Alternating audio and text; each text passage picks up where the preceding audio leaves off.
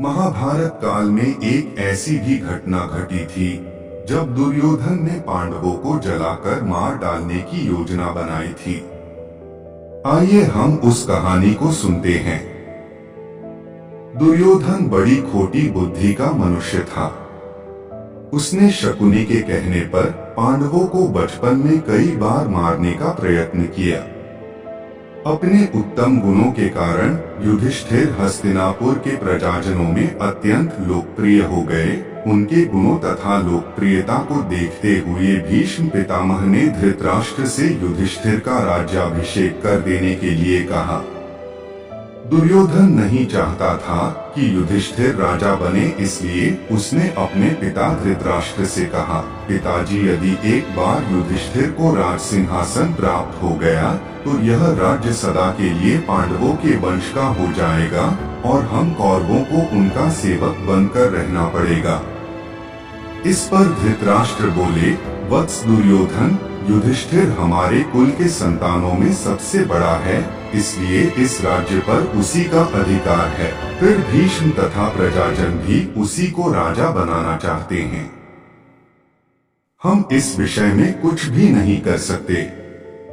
धृतराष्ट्र के वचनों को सुनकर दुर्योधन ने कहा, पिताजी, मैंने इसका प्रबंध कर लिया है, बस आप किसी तरह पांडवों को वारणावत भेज दें।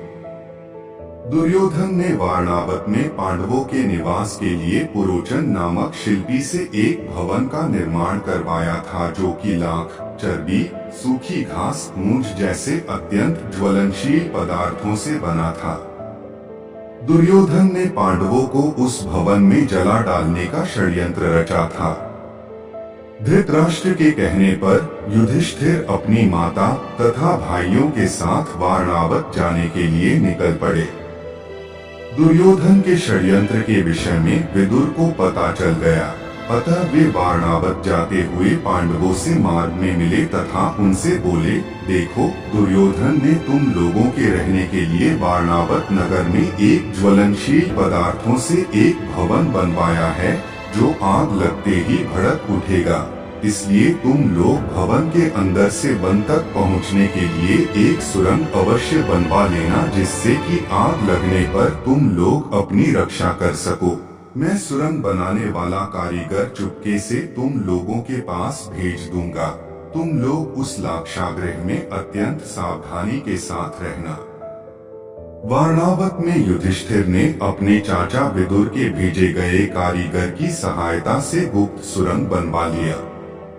पांडव नित्य आखेट के लिए वन जाने के बहाने अपने छिपने के लिए स्थान की खोज करने लगे।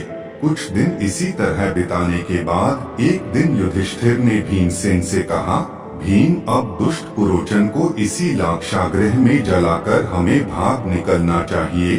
भीम ने उसी रात्रि पुरोचन को किसी बहाने बुलवाया और उसे उस भवन के एक कक्ष में बंदी बना दिया। उसके पश्चात भवन में आग लगा दिया और अपनी माता कुंती एवं भाइयों के साथ सुरंग के रास्ते वन में भाग निकले। लाक्षागृह के भस्म होने का समाचार जब हस्तिनापुर पहुंचा तो पांडवों को मरा समझकर वहां की प्रजा अत्यंत दुखी हुई। दुर्योधन और धृतराष्ट्र सहित सभी कौरवों ने भी शोक मनाने का दिखावा किया और अंत में उन्होंने पांडवों की मृत्यु की पुष्टि करवा दी। आप इसी तरह कहानी सुनते रहे, खुश रहे और हमारा चैनल जरूर सब्सक्राइब कर ले। धन्यवाद।